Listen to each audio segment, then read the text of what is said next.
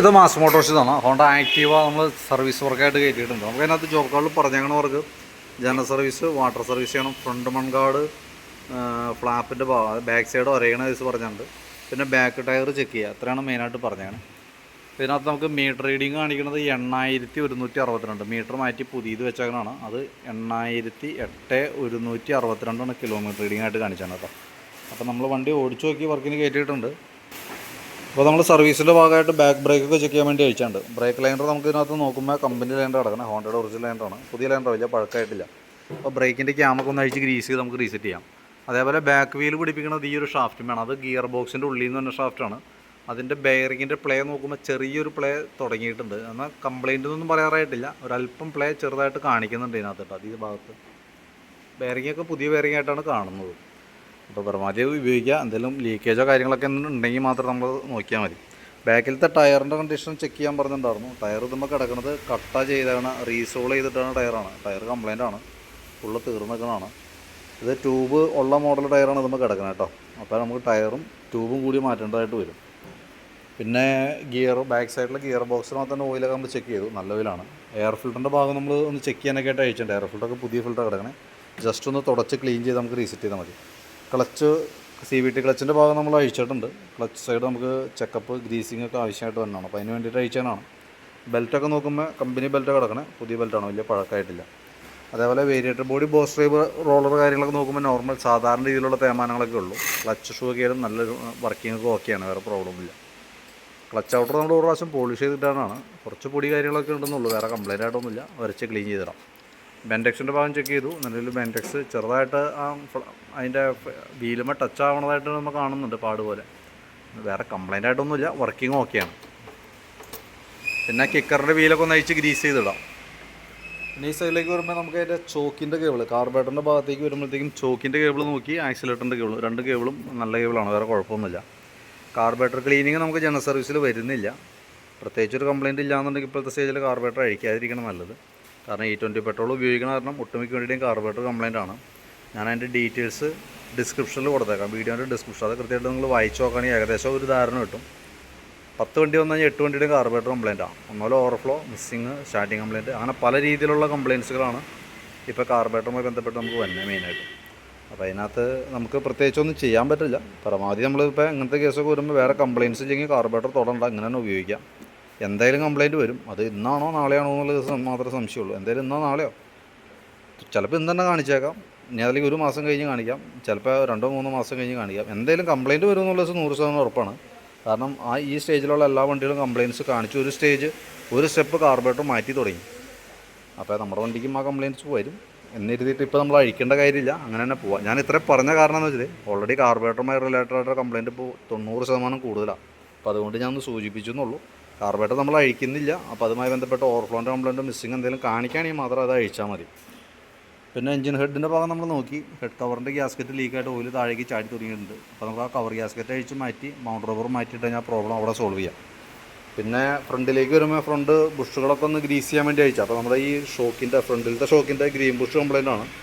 അപ്പോൾ അത് നമ്മൾ മാറ്റിയിടണം. കാരണം അത് ശരിക്കും നമ്മുടെ റോട്ടിൽ നിന്നുള്ള ഗട്ടറിലൊക്കെ ചാടുമ്പോൾ അടി ഡയറക്റ്റ് ഫേസ് ചെയ്യുന്നത് ആ ബുഷാണ്. അപ്പോൾ അത് കുറേ കഴിയുമ്പോൾ കംപ്ലയിൻറ്റ് വരും. അത് നമുക്ക് ചേഞ്ച് ചെയ്തിടാം. ലിങ്കിൻ്റെ ബുഷൊക്കെ ഒന്ന് അഴിച്ച് ഗ്രീസ് ചെയ്തിട്ടാൽ മതി. പിന്നെ ഫ്രണ്ട് ബ്രേക്കിൻ്റെ 2 കേബിളുകളുണ്ടല്ലോ, ഇവിടെ നോക്കുന്ന ത്രെഡൊക്കെ കംപ്ലയിൻറ്റ് വന്നിട്ടുണ്ട്. അതെനിക്ക് തോന്നുന്നു വണ്ടി എവിടെയോ ഈ ക്യാമിൻ്റെ ഭാഗം ചെന്ന് ടച്ചാകെ എന്ത് ചെയ്തിട്ട് ഇതൊക്കെ ബെൻഡായിട്ടിരിക്കണേ, ത്രെഡ് കംപ്ലയിൻ്റ് ഉണ്ട്. ഇപ്പോൾ നിലവിൽ കേബിൾ വലിയ പഴക്കമില്ല, പക്ഷേ ഇതിങ്ങനെ ഉള്ളത് കൊണ്ട് കേബിൾ നമുക്ക് അഡ്ജസ്റ്റ് ചെയ്യൽ വലിയ പ്രശ്നമായിരിക്കും. അതല്ലെങ്കിൽ പിന്നെ നമുക്ക് തൽക്കാലത്തേക്ക് അതിൻ്റെ നട്ട് മാത്രം മാറ്റിയിട്ട് അഡ്ജസ്റ്റ് ചെയ്തിടാം. എന്തായാലും ഇങ്ങനെ കാണിക്കാൻ മതി. നമ്മൾ ചെയ്ത് നോക്കാം. ടൈറ്റ് ആവള്ളാന്നുണ്ടെങ്കിൽ പിന്നെ കേബിൾ മാറ്റേണ്ടതായിട്ട് വരും കേട്ടോ. ഇവിടെയൊക്കെ ഇടിച്ച് ചതഞ്ഞിട്ടുണ്ട്. അതുകൊണ്ടാണ് അങ്ങനെ ചെയ്യേണ്ടി വന്നാൽ നമുക്ക് കേട്ടോ. ഞാൻ അഡ്ജസ്റ്റ് ചെയ്ത് ഇട്ട് നോക്കാം, നടപടി ആയില്ലെങ്കിൽ മാത്രം നോക്കിയാൽ മതി. ഫ്രണ്ടിലത്തെ ആയാലും ബ്രേക്ക് ലൈനർ കമ്പനി ലൈനർ കിടക്കുന്നത്, ഹോണ്ടയുടെ ഒറിജിനൽ ലൈനറാണ്. ക്രൗൺ പിന്നീനൊക്കെ പുതിയതായിട്ടാണ് കാണുന്നത്. ലൈനറും പുതിയ ലൈനറാണ്. അപ്പോൾ ജസ്റ്റ് ഒന്ന് ക്ലീൻ ചെയ്ത് റീസെറ്റ് ചെയ്താൽ മതി.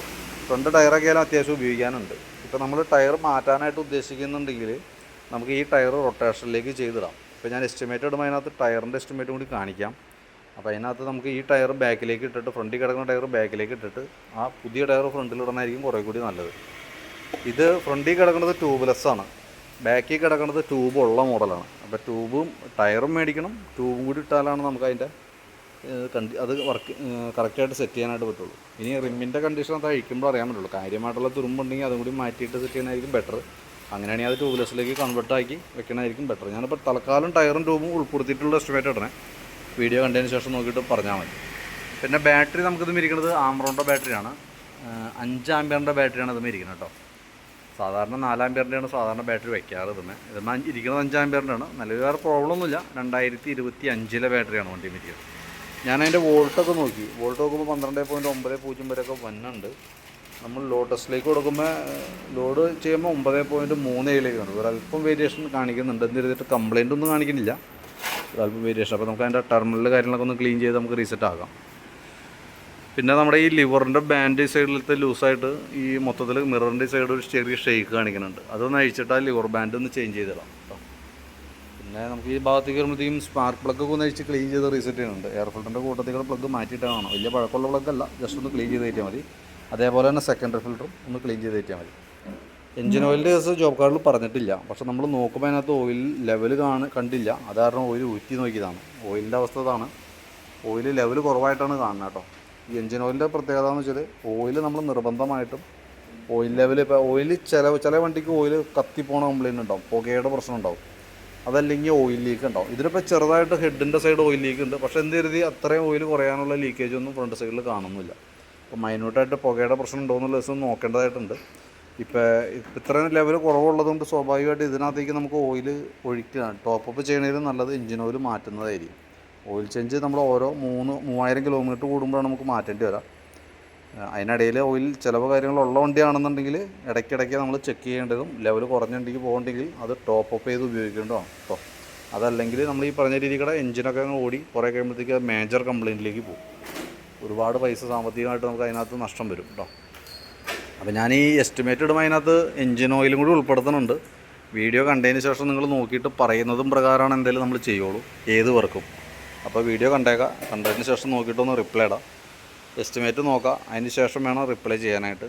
ഇനി പറഞ്ഞതിൽ എന്തെങ്കിലും മനസ്സിലാവാത്ത കാര്യങ്ങൾ എന്തെങ്കിലും സംശയമായിട്ടുണ്ടെങ്കിൽ നേരിട്ട് നമ്പറിൽ വിളിച്ച് ഉറപ്പ് വരുത്തിയതിന് ശേഷം മാത്രം വർക്ക് ചെയ്യാനുള്ള പെർമിഷൻ കൊടുക്കുക. അപ്പോൾ ഡീറ്റെയിൽസും വീഡിയോസ് ചെയ്ത് ഞാൻ വാട്സാപ്പിലേക്ക് സെൻഡ് ചെയ്തിട്ടേക്കാം.